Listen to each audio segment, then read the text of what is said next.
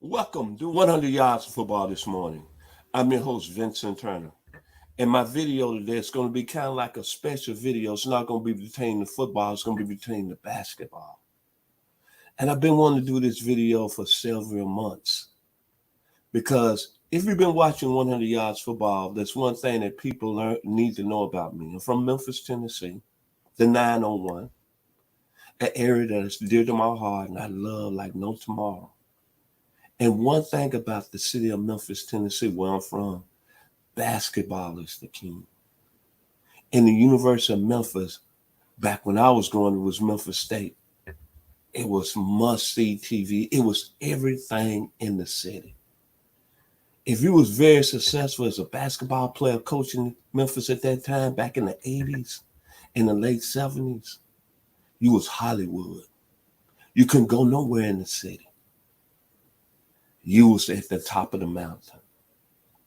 And see, a lot of people, when we talk college basketball here today, is that I know a lot of people talk about the blue blood programs, Duke, Kentucky, UCLA, Georgetown, Syracuse. But make no bones, I would consider Memphis right in that group. So if you like the video today, please come in and share it. Because the gentleman I'm going to talk about is a guy that put Memphis State basketball on the map. And his name was Kirk. So if you like the video one more time, please come in and share it. This is an honor to the basketball program. It's right now called the University of Memphis. But back when I was growing up in the 70s and 80s, it was the Memphis State Tigers. The gentleman that you see the picture on the screen right there, Kirk, is a coach that came out of nowhere.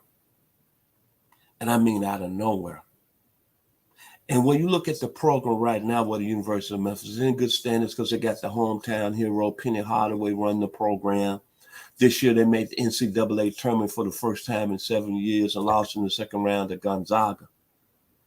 But when you look at this program here, this man right here, when he came in and took the job in 1979 from Virginia as the head coach of Virginia Commonwealth and coming to Memphis, Tennessee, make no bones, he put the program on the map. Memphis had success back in the early 70s, the 72-73 team coached by Gene Bartow, had the hometown heroes Larry Finch and Ronnie Robinson, had made it to the finals that year and lost to Bill Walton and UCLA 87-66. But during the next few years, Memphis State didn't capitalize on that. Gene Bartow left. Head assistant Wayne Yates took over the program, and the program took some steps back. It was no bone they had the talent.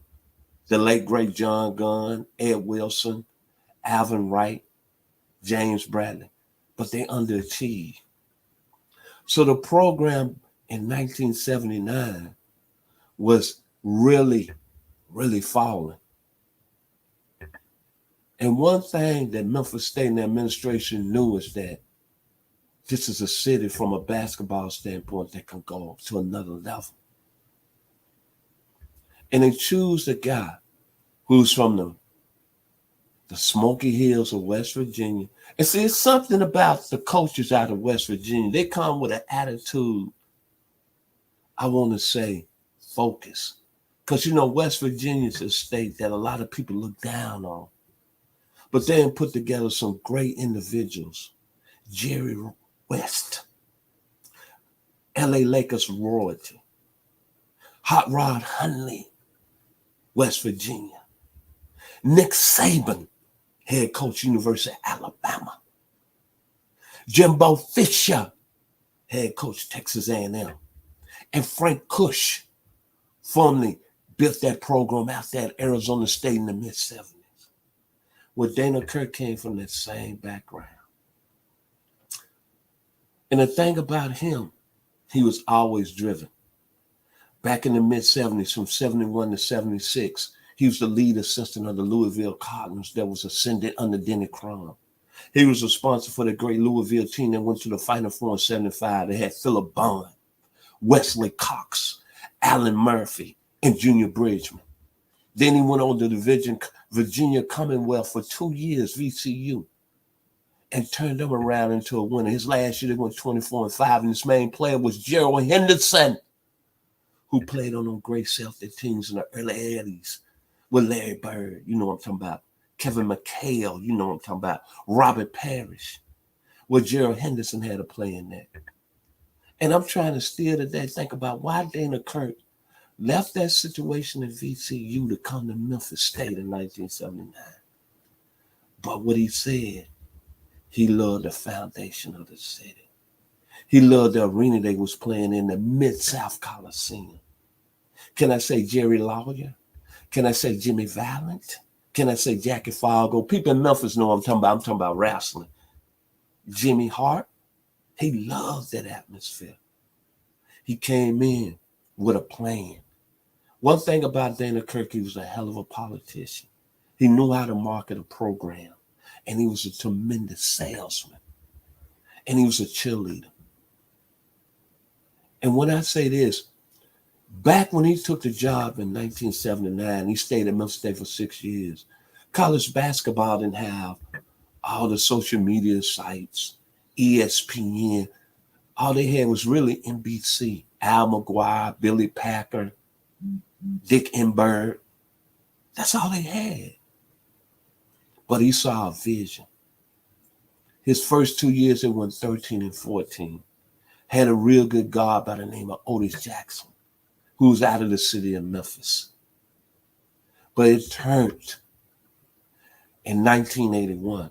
And see, me being from Memphis, a lot of people, if you're from Memphis, you know all these great high school players that came through the city of Memphis. L.C. Gordon, Bingo Smith, Larry Finch, Ronnie Robertson, McKinley Singleton, Steve Mitchell, Andre Turner, Baskerville Holmes, Jerome Mincy, Richard Master Blaster Madison. Help me, Jesus. Michael Brooks, John Marion, Chris Rogers, Reuben Jackson, James Campbell, Doom Haynes, Anthony Love, Ed Wilson, Michael Wilson. I can go on. And of course, Penny Hardaway. See, the foundation for that talent was already there for Memphis State to be on the next level. But make no bones, the reason the University of Memphis is where they are today is because it changed in 1981. And I know John Calipari had a great run as our head coach and restored us on that national level. Had a great run where he went to 2 Elite Eights, a national championship game, in the Sweet 16. But make no bones, everything changed in 1981 under Dana Kirk. The thing about Dana Kirk, like I said, he was a guy that could market. He was a guy that had a vision. He was a guy that wanted to put a program on the national level. He knew he had that Memphis talent coming. But the one player he got, and all you need is one player in college basketball. He got that young man from West Memphis, Arkansas, and his name Keith Lee. Now, if you look at all the players that came through this great basketball program, you've had Larry Finch, you had Penny Hardaway, you had Derrick Rose, but make no bones, the greatest player that's ever played at Memphis State University has been Keith Lee. I remember when he was in high school, his final year, I was a junior at the University of Arkansas. So Keith Lee was highly recruited. There was 2 schools that won them, Arkansas and Arkansas State. I didn't even know Memphis State was in the mix. But the one thing that him being from West Memphis, Arkansas, was right across the bridge.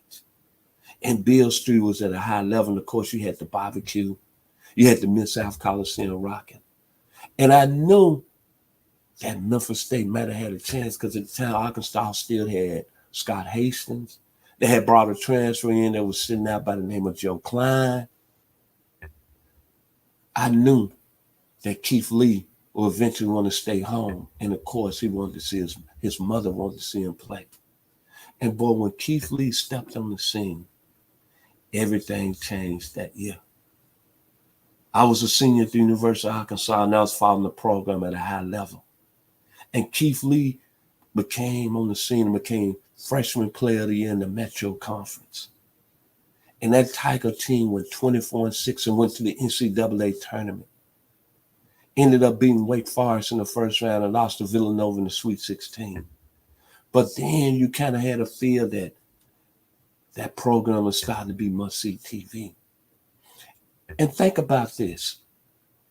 Under Dana Kirk, when the Tigers lost in that Sweet 16 game, that Villanova team that had Ed Pinckney that was a freshman that year, John Bacone, and Stuart Granger and Gary McLean, they came home to a situation that Friday. It was over 4,000 people at the Mid-South International Airport. Then you knew it was on. Then the following year, in 1982-83 season, Dana Kirk had a hell of a recruiting class. He got Andre Turner out of Memphis Mitchell High School. It came down to Andre Turner and Steve Mitchell. Steve Mitchell ended up graduating from Whitehaven High School. He went on to UAB. But Dana Kirk made the right choice. Then he got a gentleman who had an outstanding career. It's sad what happened to him, but Baskerville Holmes, another young man that could have went anywhere. He brought them two guys in to go along with Bobby Parks, Doom Haynes, Derek Phillips, and Keith Lee. And they went to another level. They ended up winning 11 straight to open that year. And for the first time, I tell you, I was at home, had graduated from the University of Arkansas. I was at my parents' house. I was attending Memphis State at the time, working on my teacher certification. Unfortunately, I didn't go that way. But I remember the second week in January, Memphis State was number one, the first time in program history. And boy, the city of Memphis, you should have been there, the feeling, just the feeling, the spell, to walk around in a city that's on the river and have the number one team in the country. That was, man, that was something that nobody in the city of Memphis, from civic leaders to the mayor, anybody saw coming. And that young man had Memphis State at number one in the country. Unfortunately, the following week, they lost to a Virginia Tech team in Blacksburg, Virginia, that was led by Dale Curry. We all know how his son is just won the NBA championship with Golden State and Steph, so I don't have to say no more about Dale Curry when he was at Virginia Tech. But that sophomore year, under Keith Lee, the Tigers went 21-6. Made it to the first round of the NCAA tournament. They beat that great Georgetown team that went on and won the national championship the next year. Had that center by the name of Patrick Ewing, Fred Brown, Gene Smith, Horace Brosnax, David Wingate, Billy Smith. Had a freshman point guard by the name of Michael Jackson. Beat them in Louisville.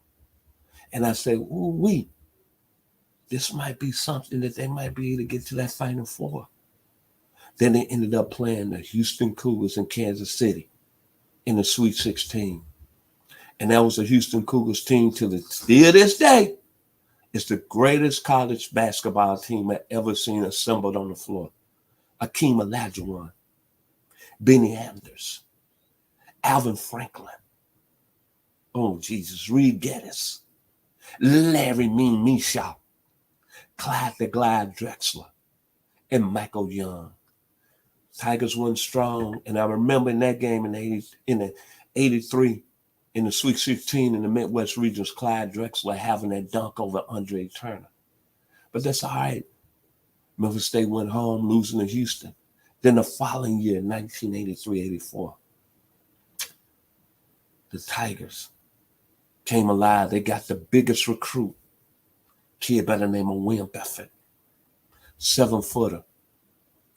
Ended up signing with Memphis State. And then Keith Lee's junior year, the Tigers went back to the NCAA tournament. And I remember they hosted the tournament first two games at the Mid-South Coliseum. They beat a good Oral Roberts team that had Mark Akers. Then they beat a Purdue team that had won the Big Ten under Steve Reed. Beat them by 18. Then they ran into Houston again in St. Louis. And Akeem Olajuwon was too much. Clyde Drexler had moved on to the NBA, but it was still that Houston team, and Larry Micheaux had graduated. But Alvin Franklin and a guy by the name of Ricky Winslow and a guy by the name of Greg Cadillac Anderson, both of them played in the NBA. Ricky Winslow's son played at Duke. Justin, that was a first-round NBA pick. And Memphis could not handle Hakeem and them in Keith Lee's junior year. But their senior year, I had moved back to Memphis from Dayton, Ohio. 1984, 1985 was probably one of the greatest years in my life from a sports standpoint. That Memphis State team came in with experience, talent, and everything to get to the Final Four. They went 31-4 that year. They ended up beating UCLA, played Kansas to a real tough game, had an upset loss to Detroit, but went through the tournament like it was no tomorrow. Keith Lee's final year. I remember them beating Penn in the first round, 67-55, down at Hoffi's Pavilion down in Houston. Then the next game against UAB. To me, that was their toughest game outside the semifinals and the Final Four game that they lost to Villanova.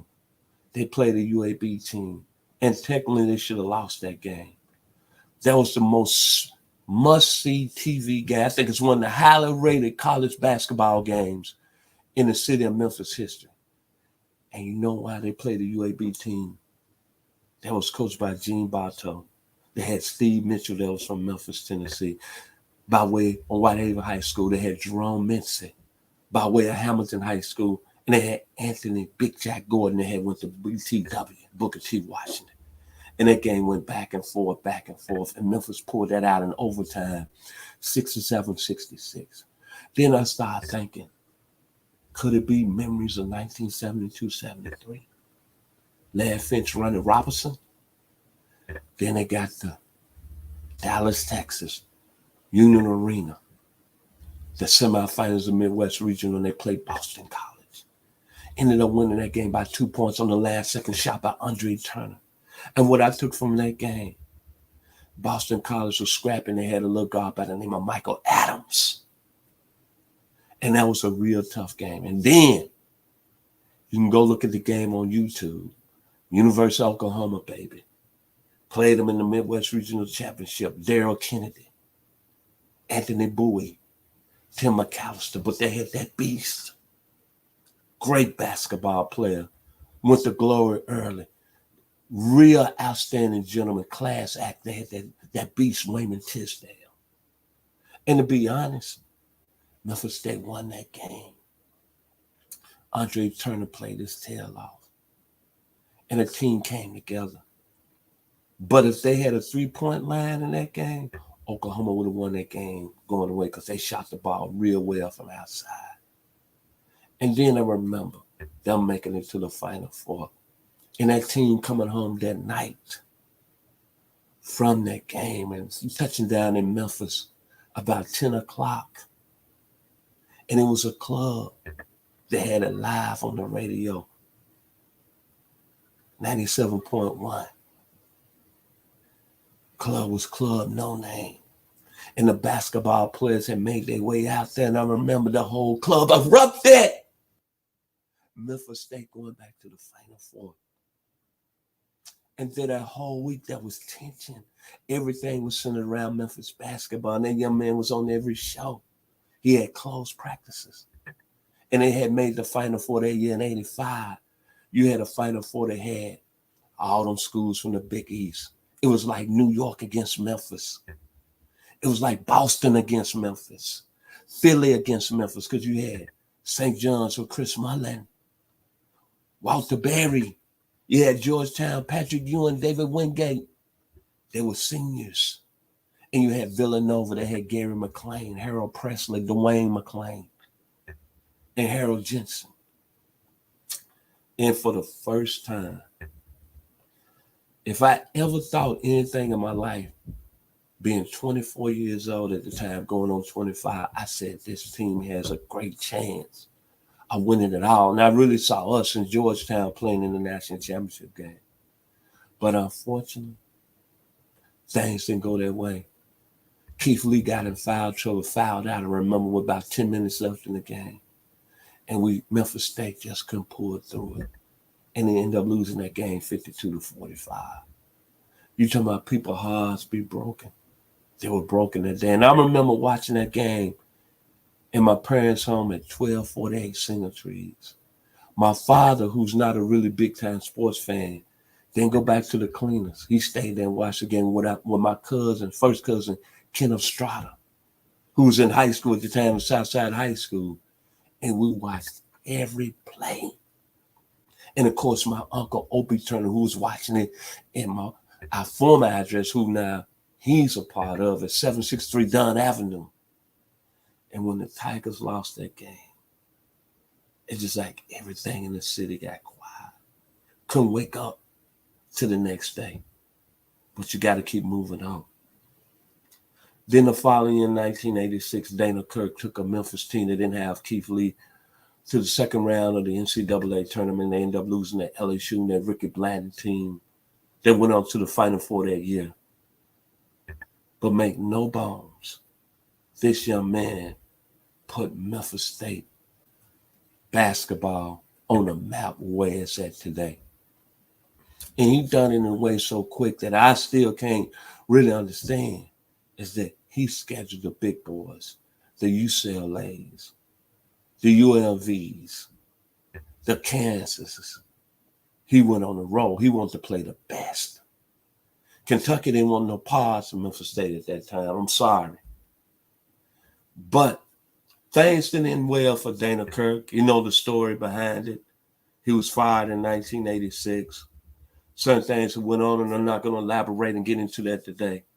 But I want to say thank you, Coach Kirk. He died in 2010 from a heart attack. But make no bones, the city of Memphis wants to say thank you. This guy was a hell of a basketball coach. But with a city that's had so many great high school players, he was able to take that high school talent. Keith Lee, West Memphis, Arkansas, 15 minutes, maybe a 20-minute ride right on the bridge. Andre Turner, Vincent Askew, Dwight Boyd, Willie Beckham. Oh, my God. Doom Haynes, Bobby Parks, who's from Grand Junction, Tennessee, which is about 70 miles from Memphis. He took all that talent. And when they went to the Final Four and touchdown, it was 11 players on that basketball team that's from the city of Memphis. The pride I still have for that program then and have for it today is unbelievable. I want to say thank you to Dana Kirk, and I hope this video makes it into your family hands. I know you had two great daughters, but I want to say thank you to them and to you, Coach, for making this program where it's at today under Penny Hardaway. He is the gentleman that took it to another level. And he took it to a level that really there wasn't no room. I got much love for Dana Kirk. Much love for him. Outstanding gentleman, because he took my hometown team to heights I never, ever dreamed of.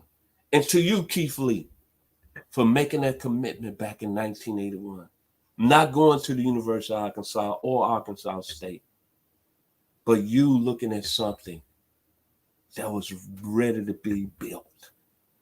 Like I said, when Keith Lee signed and played them 4 years from 81 to 85, Memphis State was coming off 2 13 and 14 seasons. They were nowhere to be found. But it's one player that can take you to that level. Granted, Keith Lee ended up being a first-round pick by the Cleveland Cavaliers. There's no question about an 85 draft. And he only played 4 years in the league due to bad knees. But make no bones, he is the greatest player that played at the University of Memphis, which was Memphis State back at the time. All-time school leading scorer right now, and a guy that had over 1,300 rebounds.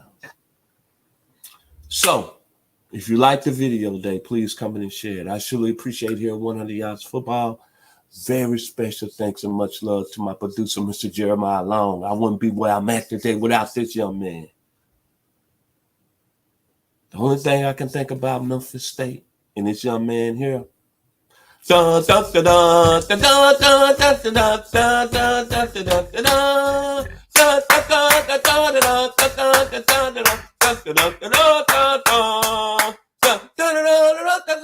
Tigers, go!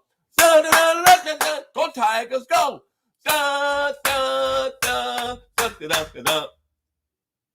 901, Memphis, Tennessee. Basketball at its highest level. Y'all be blessed.